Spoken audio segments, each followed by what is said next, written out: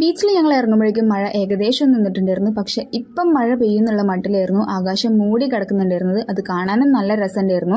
അങ്ങനെ അവിടെ കളിച്ചുകൊണ്ടിരിക്കുമ്പം ഒരാളെ കണ്ടുമുട്ടി. അയാൾ നമ്മുടെ കണ്ണിൽ നോക്കി നമ്മുടെ പല കാര്യങ്ങളും പറയും.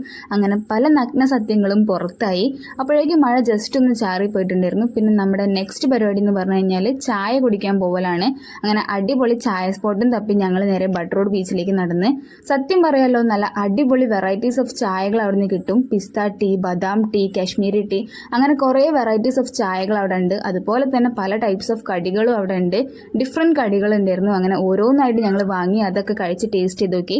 പിന്നെ തുള്ളിച്ചാടി നേരെ പാർക്കിലേക്ക് പോയി. അവിടെ ചെന്ന് കുറച്ചു നേരം കളിച്ച് പിന്നെ ബാക്കി ഫോട്ടോസ് എടുക്കലും വർത്തമാനം പറയലൊക്കെ ആയിരുന്നു.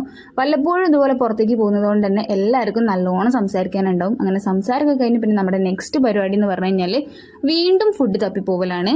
ഫുഡ് ഇല്ലാതെ വേറെ ഒരു കളിയും ഇല്ല. അപ്പം ടാറ്റാ.